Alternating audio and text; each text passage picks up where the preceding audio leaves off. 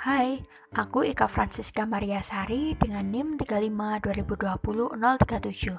Aku adalah mahasiswa sosiologi dari Universitas Kristen Satyawacana.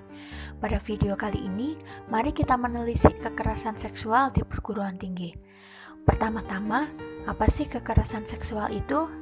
Jadi, kekerasan seksual adalah setiap perbuatan merendahkan, menghina, melecehkan, dan atau menyerang tubuh dan atau fungsi reproduksi seseorang karena ketimpangan relasi kuasa dan atau gender yang berakibat atau dapat berakibat pada penderitaan psikis dan atau fisik seseorang.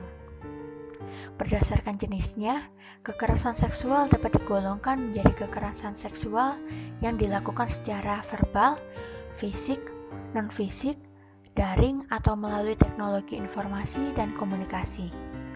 Menurut Komnas Perempuan, terdapat 15 bentuk kekerasan seksual. Di antaranya yaitu yang pertama, perkosaan. Yang kedua, intimidasi seksual termasuk ancaman atau percobaan perkosaan. Ketiga, pelecehan seksual. Keempat, eksploitasi seksual. Kelima, perdagangan perempuan untuk tujuan seksual. Keenam, prostitusi paksa. Ketujuh, perbudakan seksual. Kedelapan, pemaksaan perkawinan termasuk cerai gantung. Kesembilan, pemaksaan kehamilan. Kesepuluh, pemaksaan aborsi. Kesebelas, pemaksaan kontrasepsi dan sterilisasi. Kedua-belas, penyiksaan seksual. Ketiga-belas, penghukuman tidak manusiawi dan bernuansa seksual.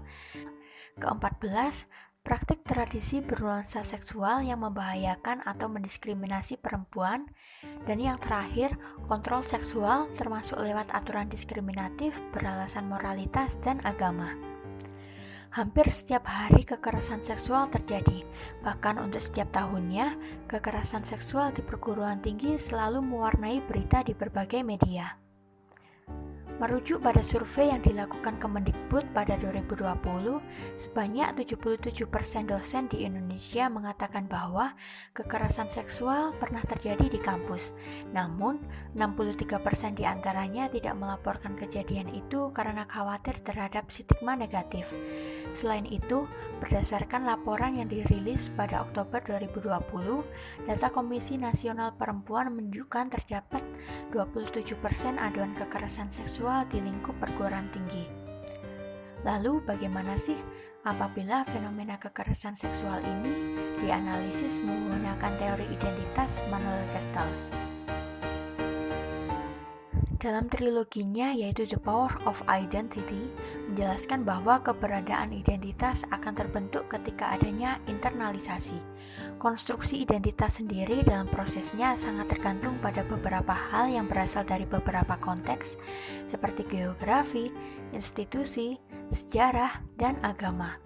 Menurut Manuel Castells, terdapat 3 klasifikasi identitas. Yang pertama, legitimizing identity, yaitu identitas yang dikonstruksikan oleh institusi secara umum dan negara secara khusus.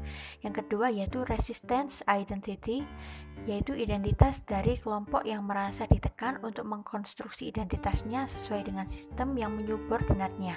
Dan yang terakhir, project identity, yaitu identitas yang muncul dari identifikasi diri berdasarkan proyek kepentingan tertentu.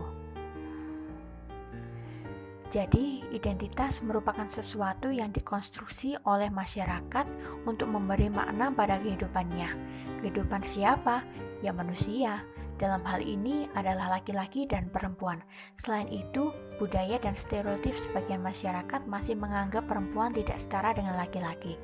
Masih banyak orang yang memiliki pandangan bahwa perempuan itu lemah, perempuan itu emosional, perempuan itu tidak rasional, perempuan itu baperan, perempuan itu manja, perempuan itu tidak pantas jadi pemimpin, perempuan itu, perempuan ini, perempuan itu, sehingga keberadaan perempuan yang tersubordinasi kerap menjadikan perempuan sebagai korban kekerasan seksual.